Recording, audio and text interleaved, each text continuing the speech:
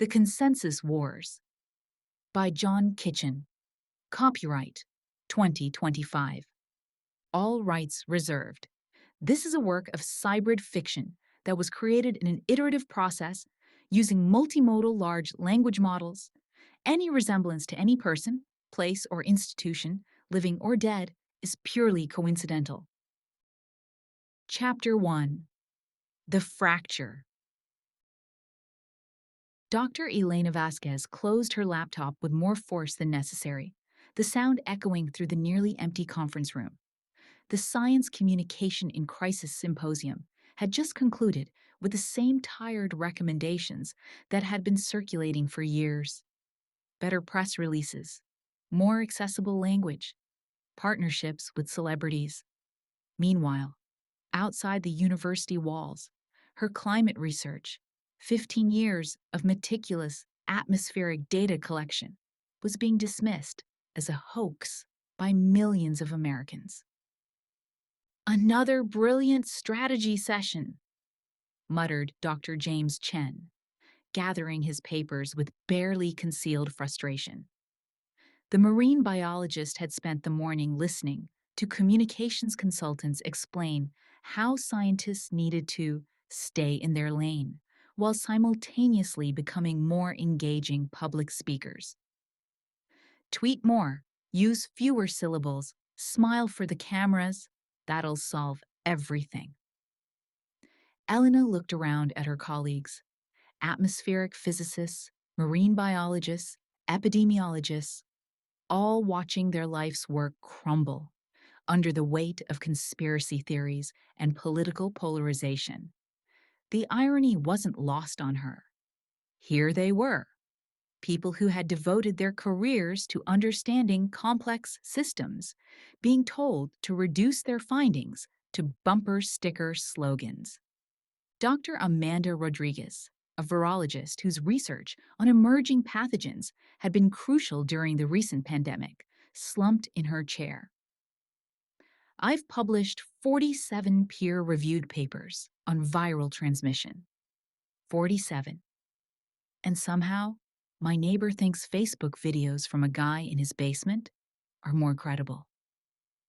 "The problem is trust," offered Dr. Michael Patel, an environmental engineer. "They don't trust institutions anymore." "But why?" Elena asked, the question she'd been wrestling with for months. What changed? The room fell into the uncomfortable silence that had become familiar at these gatherings. They all knew the statistics. Public trust in scientific institutions had plummeted from 70% in the 1970s to barely 30% today. They'd all seen their funding questioned, their expertise dismissed, their carefully worded conclusions twisted into political weapons. Elena had tried everything the communications experts suggested. She'd spent months crafting op-eds that went unread, appearing on podcasts with audiences who already agreed with her, translating complex climate models into infographics that got lost in the endless scroll of social media. She'd even done a TED Talk, "Climate Change, the Data Speaks," that received polite applause and changed exactly 0 minds.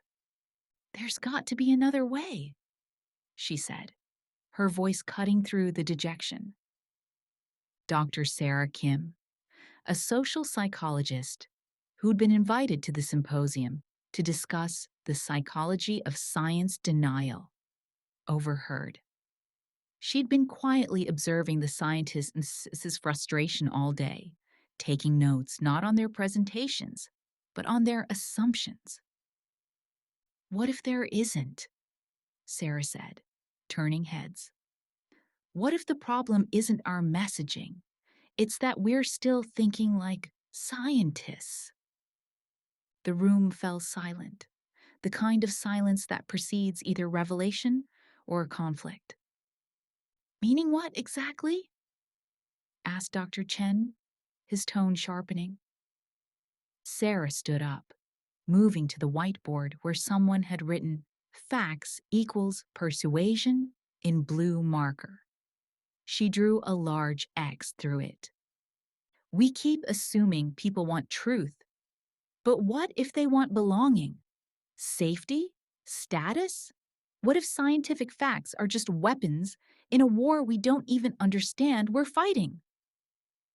Dr. Patel frowned. So, we should abandon facts? No, Sarah said. But maybe we need to understand why facts aren't enough. When someone rejects climate science, they're not rejecting thermodynamics. They're protecting their identity, their community, their sense of meaning. We treat this like an education problem when it's actually a human problem. Elena felt something shift in her chest. Not agreement, exactly, but recognition. She thought about her neighbor, Mrs. Chen, no relation to James, who'd stopped talking to her after Elena mentioned her research at a block party.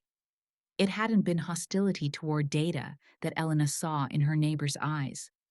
It had been something deeper: fear of being wrong, fear of being judged, fear of what accepting the science would mean for everything else she believed. "You're talking about manipulation," said Dr. Rodriguez, her voice tight. "I'm talking about understanding," Sarah replied. "Pharmaceutical companies spend billions studying how to change behavior. Politicians use focus groups and A/B testing to craft messages that stick. Meanwhile, we write grant proposals in passive voice and wonder why nobody listens." The implications hung in the air like a challenge. Elena found herself thinking not about atmospheric chemistry, but about the chemistry of minds, how beliefs formed, spread, changed.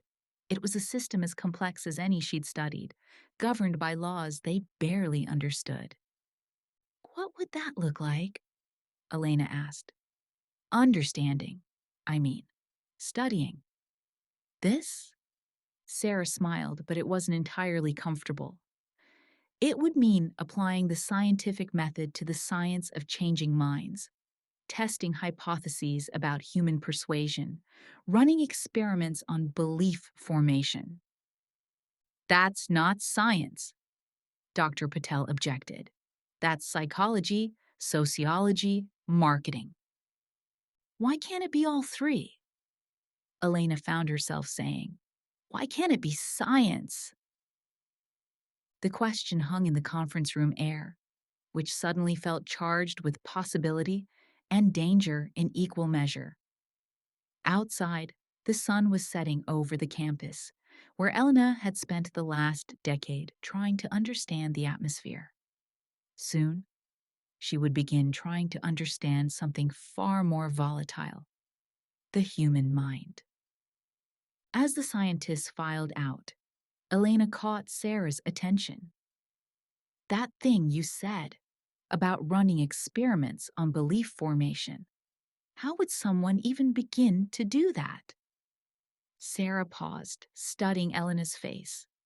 "Are you asking hypothetically?" "I'm asking scientifically."